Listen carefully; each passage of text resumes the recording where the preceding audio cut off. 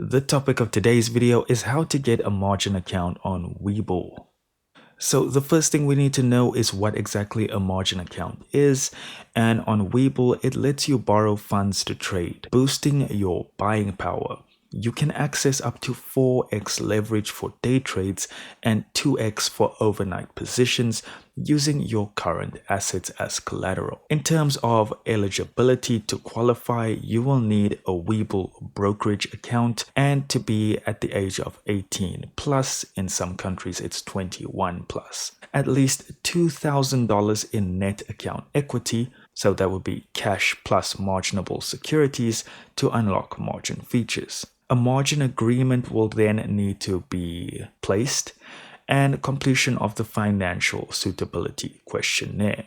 Now, if you go into the Webull app, you can go to menu at the bottom right of the screen and then click on settings. And I won't have it here because it's not available in my country, but you will have a manage account section. From there, you'll be able to choose account type and apply for margin account. You will then review and agree to the margin agreement and answer the risk and suitability questions. And just please keep in mind that it can take anywhere from 1 to 2 business days for approval. And that is pretty much all you need to know for now, guys. Thank you so much for watching.